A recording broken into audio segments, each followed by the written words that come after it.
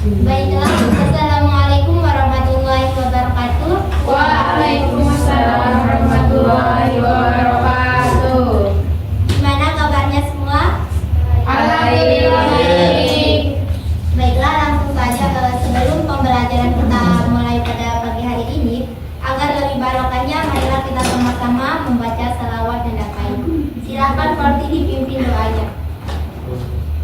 Oke, baik, untuk memulai pembelajaran kita pada pagi hari ini, alangkah baiknya kita sama-sama berdoa. Bismillahirrahmanirrahim. Allahumma inna nas'aluka bika an tusalliya wa tusallima ala sayyidina Muhammadin wa ala syaril anbiya'i wal mursalin wa ala alihim wa sahbihim ajma'in wa antu amirona datal wadani wa nadatal banati bi furu'ihima ila yaumiddin wa antam surana wa tamtara alaina wa tarzuqana wa tahfazana wa taghfirana wa jami'il muslimin ya Allah ya Hayyu ya Qayyum la ilaha illa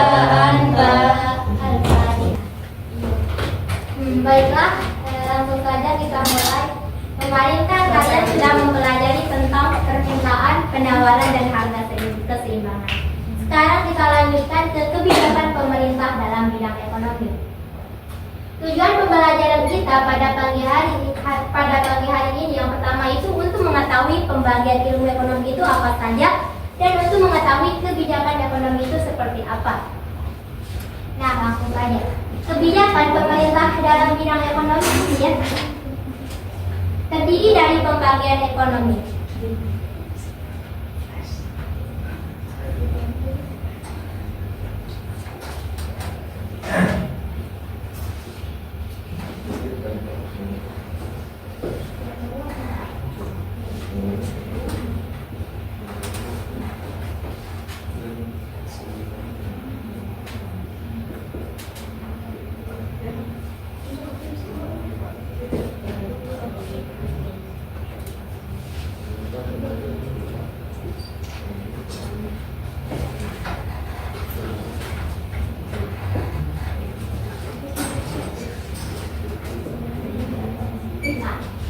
Kebijakan pemerintah dalam bidang ekonomi ini terdiri dari pembagian ilmu ekonomi. Nah, saya mau bertanya, di sini siapa yang tahu tentang ilmu ekonomi itu? Mungkin ada yang pernah dengar apa itu ilmu ekonomi, atau mungkin ada yang pernah baca tentang ilmu ekonomi itu. Ada yang tahu? Apa? Ilmu yang mempelajari bagaimana usaha manusia menggunakan sumber daya yang terbatas. Ya, benar sekali. Di sini ilmu ekonomi itu ilmu yang mempelajari bagaimana usaha manusia menggunakan sumber daya yang terbatas untuk memenuhi kebutuhan dan keinginan serta dapat mencapai kesejahteraan. Intinya di sini ilmu ekonomi itu bagaimana usaha manusia itu mencapai keinginan dan kebutuhan. Nah, di sini siapa yang banyak banget kebutuhan dan keinginannya? Ya. Sama, saya juga banyak.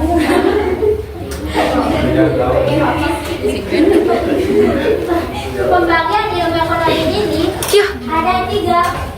Yang pertama, ilmu ekonomi teori. Yang kedua itu ilmu ekonomi realistik dan ilmu ekonomi harapan. Yang pertama itu ada ilmu ekonomi teori. Ilmu ekonomi teori ini di mana menjelaskan hubungan antara peristiwa-peristiwa ekonomi dan dirumuskan dalam hukum ekonomi. Maksudnya di sini, ekonomi teori ini kumpulan teori-teori di bidang ekonomi yang berusaha menjelaskan dan mencari pengertian. Intinya di sini ekonomi teori ini masih sebatas teori. Ekonomi teori ini dibagi menjadi dua. Yang pertama itu ilmu ekonomi mikro dan makro. Nah, di sini siapa yang tahu tentang ilmu ekonomi mikro dan makro? Ada yang tahu? Mungkin ada yang pernah dengar, mungkin ada yang pernah baca. Nah,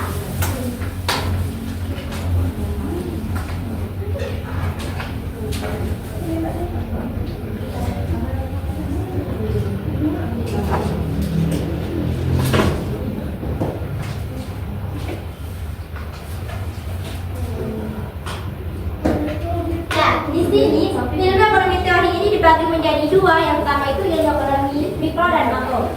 Kita lihat dari katanya saja, mikro.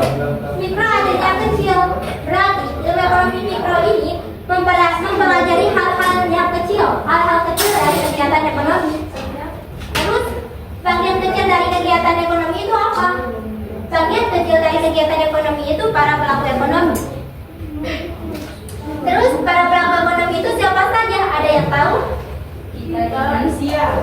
Ya benar, para pelaku ekonomi itu ada produsen dan konsumen, di mana mempelajari interaksi antara produsen dan konsumen. Kenapa produsen dan konsumen? Jadi gini, masalah ekonomi kita apa sih?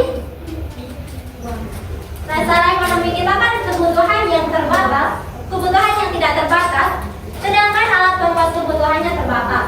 Misalkan kita dihadapkan masalah kayak gini, produsen maunya apa? Tentunya produsen mau laba setinggi-tingginya. Kenapa gitu? Ya karena alat pemenuh kebutuhannya terbatas. Contohnya Anda menjual batu bara. Karena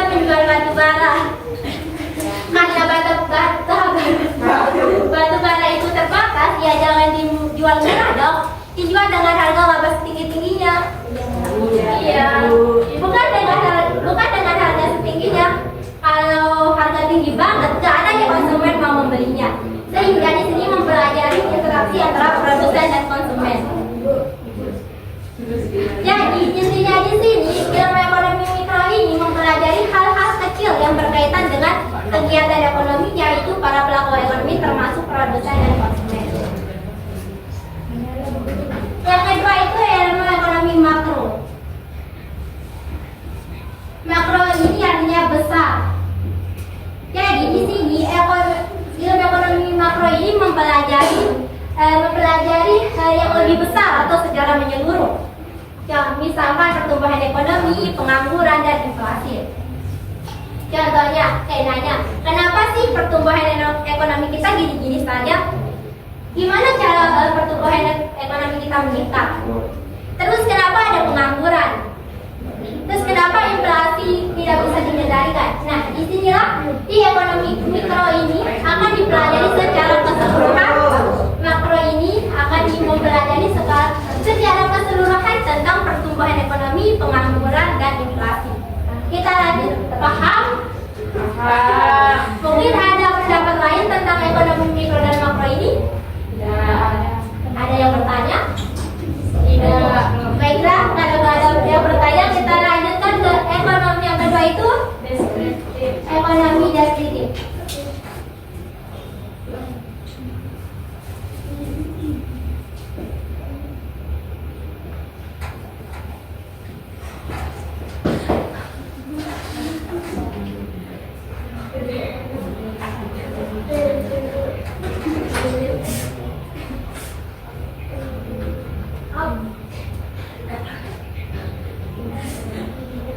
Ya, gimana ekonomi deskriptif ini menerangkan dan menguraikan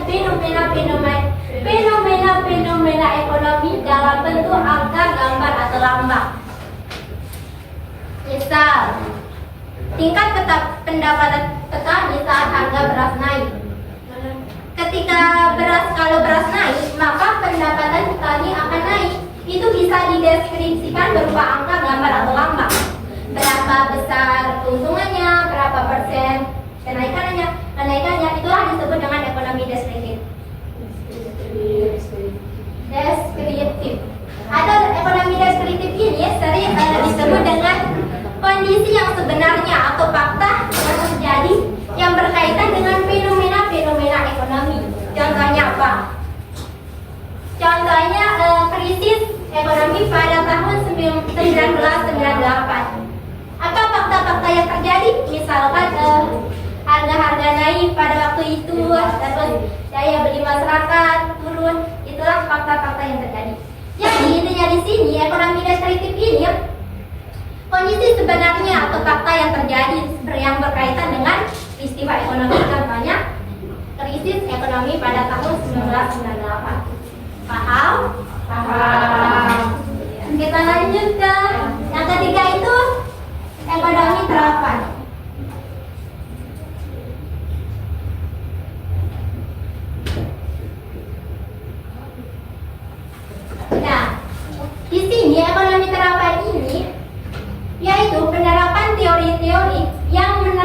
fakta-fakta ekonomi dan merumuskan kebijakan-kebijakan untuk mengatasi masalah ekonomi. Misalkan lagi masalah pengangguran dan masalah inflasi. Jadi intinya di sini ekonomi terapan itu adalah cara atau solusi untuk mengatasi permasalahan ekonomi. Nanti kan tadi yang pertama di urutan pertama itu ilmu ekonomi teori. Di ekonomi teori ini masih sebatas teori. Kita lanjut ke deskriptif. Di ekonomi deskriptif ini ya, lebih dijelaskan lagi secara detail berupa angka, gambar atau lambang. Tetapi ketika terjadi permasalahan, yang berperan adalah ekonomi terapan, di mana ekonomi terapan ini akan memberikan kebijakan-kebijakan guna untuk menyelesaikan permasalahan-permasalahan ekonomi. Apakah paham? Intinya di sini solusi untuk mengatasi masalah ekonomi. Mungkin ada pendapat lain tentang ekonomi terapan ini? Baiklah, kita lanjut ke yang ke B, itu ada hukum ekonomi atau hubungan ekonomi.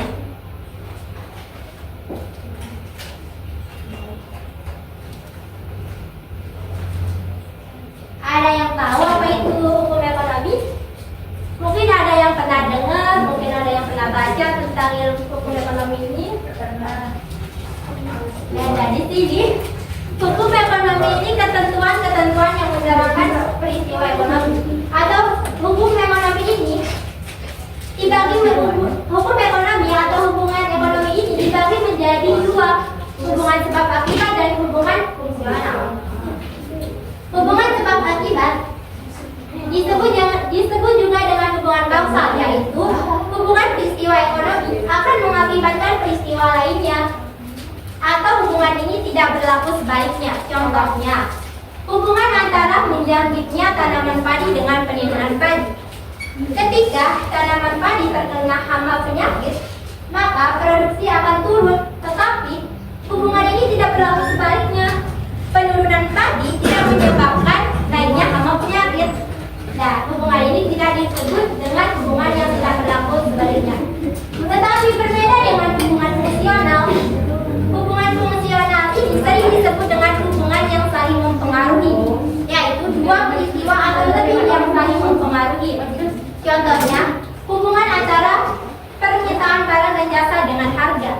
Ketika permintaan barang dan jasa naik, maka harga akan naik. Sebaliknya, harga naik, maka permintaan barang dan jasa menurun, sehingga disebut dengan hubungan yang saling mempengaruhi. Di sini contoh lebih spesifiknya, yang pertama itu jumlah uang yang beredar naik, harga akan naik. Maksudnya di sini, misal jumlah uang yang beredar itu naik atau banyak, maka harga-harga itu akan naik, itu pasti. Tetapi harga naik belum tentu jumlah uang yang beredar itu bertambah. Tetapi ketika jumlah uang beredar itu banyak, itu penyebabnya belum tentu karena jumlah uang yang beredar bertambah. Maksudnya di sini, ketika harga naik itu belum tentu jumlah uang yang beredar itu bertambah di masyarakat.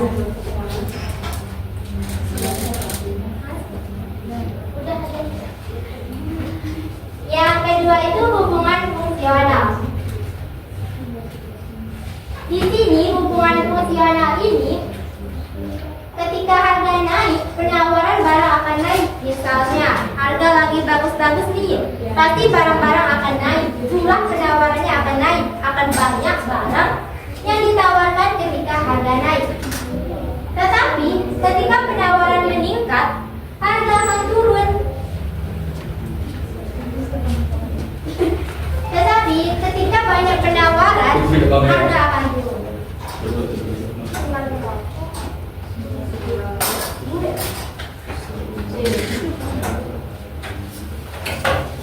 Berarti tentang kebijakan ini, tentang hubungan ekonomi itu paham dengan, apakah paham tentang hubungan ekonomi?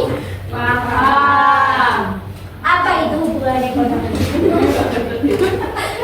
Hubungan ekonomi itu dibagi juga dibagi dua.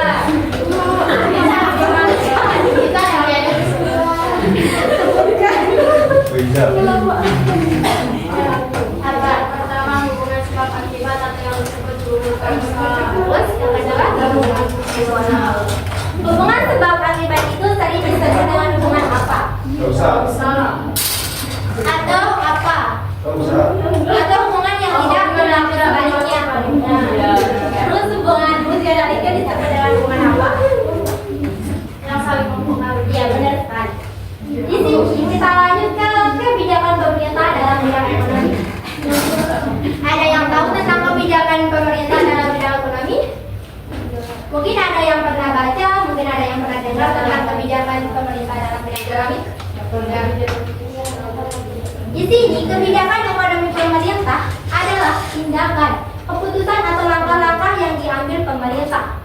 Tujuannya untuk meningkatkan pertumbuhan ekonomi, menciptakan lapangan kerja dan kesejahteraan masyarakat. Di sini kebijakan ekonomi pemerintah itu dibagi menjadi dua. Ada yang tahu? Ada yang bisa? Kebijakan moneter. Ya, benar sekali. Di sini kebijakan yang pertama itu kebijakan fiskal. Fiskal.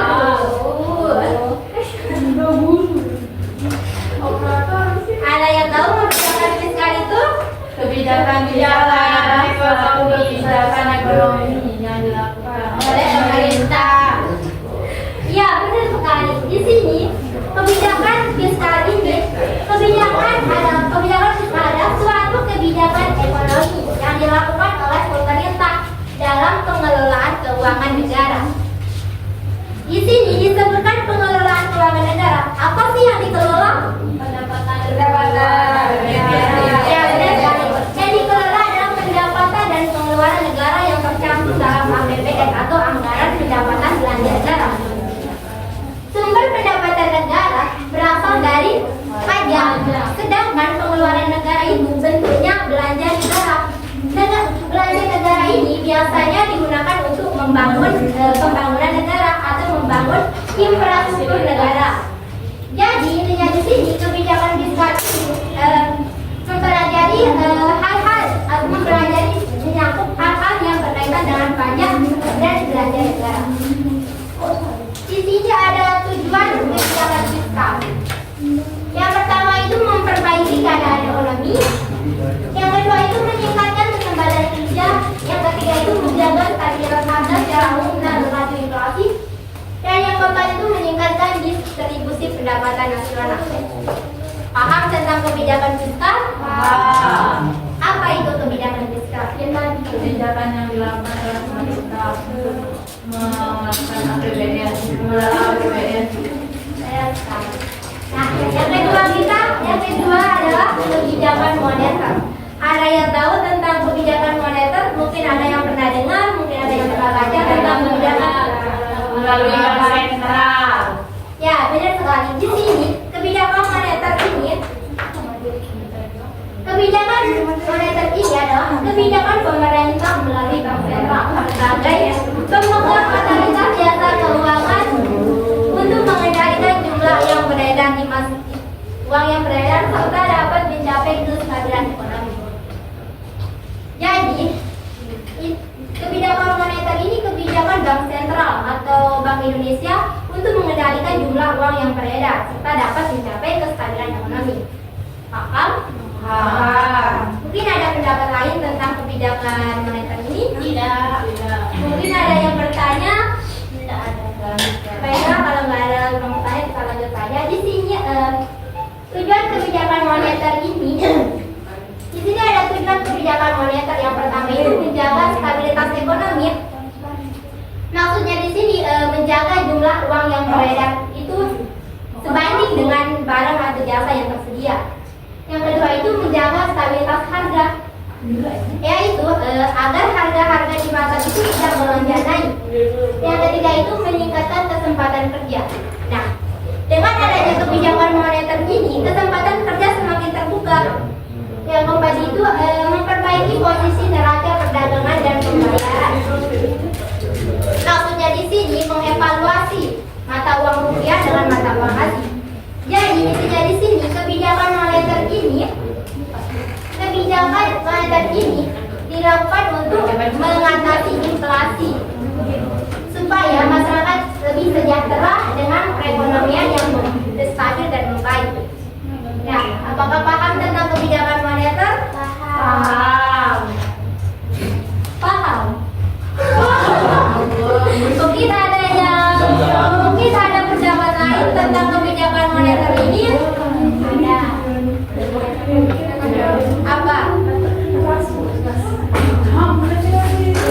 Mungkin ada yang bertanya tentang kebijakan moneter ini?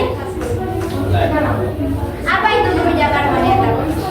Kebijakan bank sentral untuk mengendalikan uang yang beredar. Ya, benar sekali. Apa tujuan dari kebijakan moneter?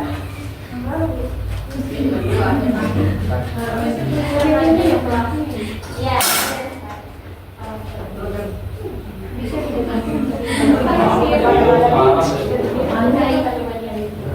Nah, di sini siapa yang bisa menyimpulkan tentang kebijakan pemerintah dalam bidang ekonomi? Kalau ada nanti berarti hadiah.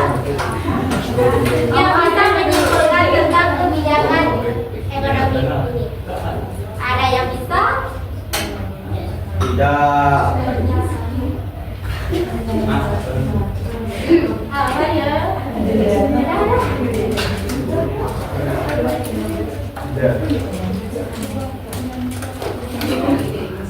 Dan sekarang aku mau bertanya nih. Dari pembagian ilmu ekonomi. Pembagian ilmu ekonomi itu ada berapa? Ada berapa? Dua. Dua. Tiga. Sebutkan. Pertama, ilmu ekonomi teori. Yang kedua, deskriptif. Yang ketiga, terapan. Apa itu ilmu ekonomi teori? Ilmu yang membahas teori saja. Ya, betul. Dan ekonomi ini masih sebatas teori saja. Apa itu ilmu ekonomi deskriptif? Ya, Mengurangi fenomena ekonomi. ya benar sekali. Di sini ekonomi deskriptif ini ya kondisi sebenarnya atau fakta yang terjadi berkaitan dengan fenomena-fenomena ekonomi. Yang ketiga itu apa itu ilmu ekonomi terapan? Ilmu ekonomi. Ilmu ekonomi terapan itu adalah ilmu ekonomi yang menerangkan fakta-fakta ekonomi yang merumuskan kebijakan masalah dalam pemerintah. Ya benar sekali. Jadi intinya kebijakan ekonomi terapan ini lebih bicara atau solusi yang bisa mengatasi permasalahan ekonomi. Nah, di sini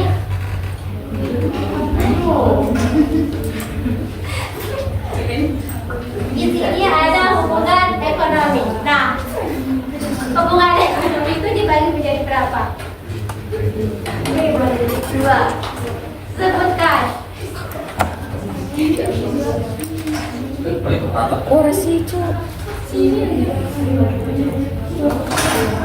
Sebutkan yang pertama.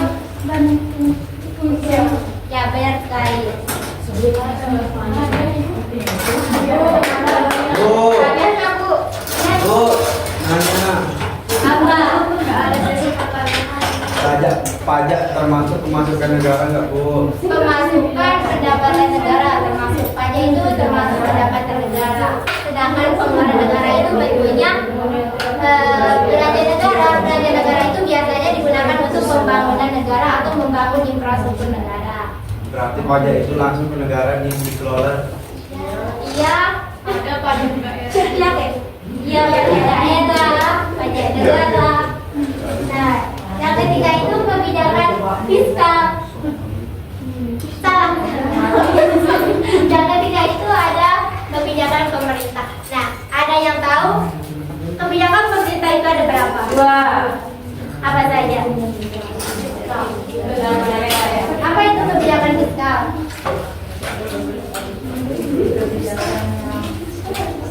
Dilakukan oleh pemerintah kebijakan yang dilakukan oleh pemerintah dalam mengelola keuangan negara. Ya benar sekali. Di sini kebijakan fiskal itu untuk mengelola pendapatan dan pengeluaran negara.